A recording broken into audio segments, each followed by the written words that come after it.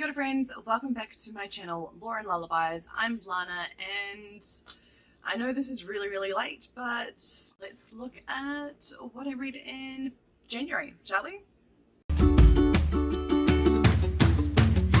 Danger Zone. January was a pretty good month for me. January usually is. I'm kicked up, raring to go for the new year, so I usually start my year off with a big bang of a reading month.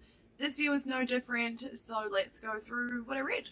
These are in no particular order because it's currently March and I can't remember the order in which I read these. It's too long ago. So the first book I'm going to talk about is Pride and Prejudice by Jane Austen. It was the very first classic that I ever read. I will be posting a reading vlog for this. It is very short. The good people asked for me to do a vlog of this and I did. I also am really bad at doing vlogs, so I forgot. But Jane Austen is the original Enemies to Lovers, and the first 50 pages I was like, why is this a classic? It is horrible. The characters are annoying as shit and I don't know how I'm going to get through this book.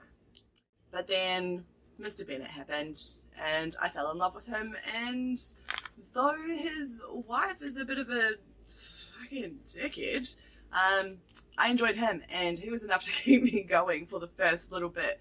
I ended up giving this 4 stars. 4 stars for this. I was extremely amused the whole entire time. The wit and sarcasm in this book is very much me. As much as I do love American humor, the English humor is where it's at for me. 4 stars right here.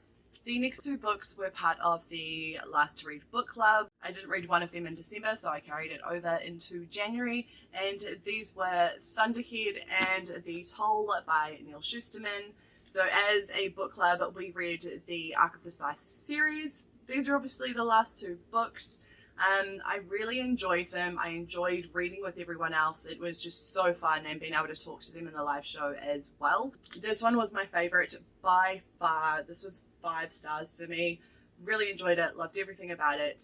And I love how much this series really, but the first 2 books in particular, made me reflect on morality and how our world works and all of those things. It's a futuristic, dystopian kind of book. It's just fun. The Toll, I can see why people didn't like this and felt like it really let them down. It did take you to a really weird place. Upon reflecting on the 3 books, it was always going that way, but the way that it was done, I can see why people were disappointed. To me, it just kind of made sense, but also, yeah. But I don't think this was a meh book, if that makes any sense at all. This was like a 3.75 4-star for me, mainly because of the series as a whole. It did need to tie up all of the loose ends, and it did that. Not satisfactory for everyone, but I do recommend reading this series. It is a really good series. The next book I read was The Girl in the Tower by Catherine Arden. I absolutely loved this book. I love this series. It is one of my favorites of all time now, so thank you, Evie, for enticing me to read this. Set in medieval Russia with folklore and wintry vibes. It's an original fairy tale and it is amazing. It is great. Vasya is just such a cool character. She makes mistakes. I love that about her, and even though she has these older, wiser men telling her what to do, she's just such a great character to follow. This is the second book. I can't really say a lot about it without giving it away, but please just read this book. It is so freaking good. These are from my January roll of reads, which is a game that I play every month to help me pick my TBR. It was created by Mel from a book fiend named Mel. I will leave her details down below, and also my TBR video from January. Next we have The Rat, the Wolf and the King's Fall by F.K. Madison.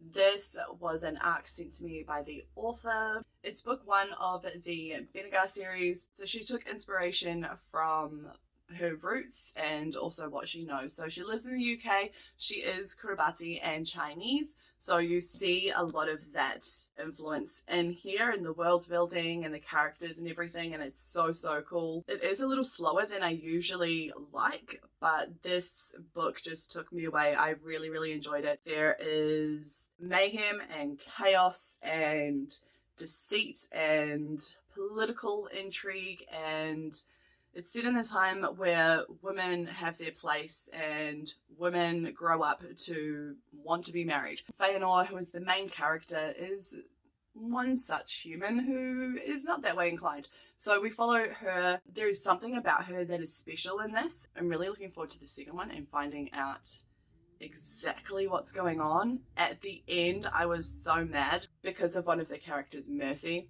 I apparently am not a merciful being. So, probably a good thing I have no power. But yeah, I thoroughly enjoyed this. I highly recommend it.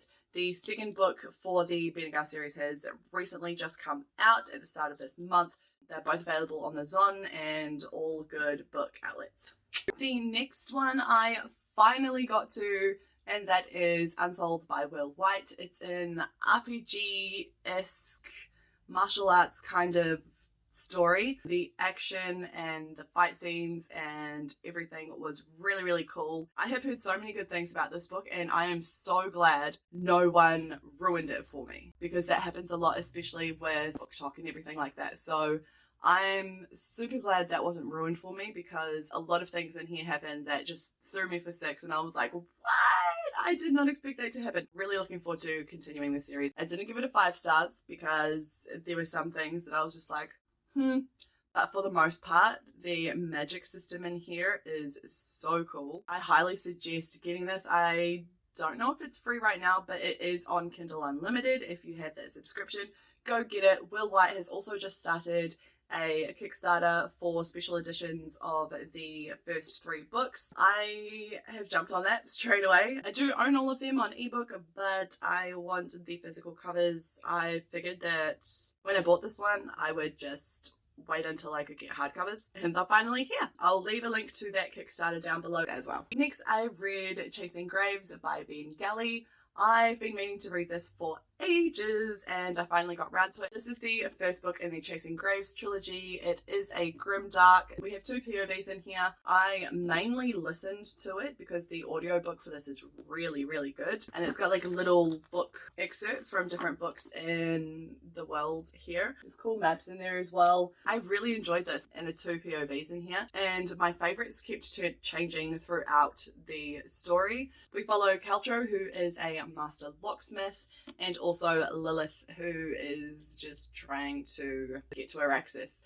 It sounds really basic, but it is really good. I thoroughly enjoyed it. If you like grimdark and Egyptian mythology, then this is definitely for you. I'm looking forward to continuing this series 100% this year. The next book I read was Love and Curse Making, written by Kelly St. Clair. She is one of my favorite authors in the genre, and I'm on her ARC team for just about every single thing she writes, and she's been pumping them out recently, so I have a different book for her just about every month for the first wee bit of 2022, so that's really exciting. I just realized this is actually the first book I read of the year. It is a urban fantasy romance based on the descendants of the Roman gods, set in an unseen pocket of our world. I gave it 4.5 stars. It was great. It was fun.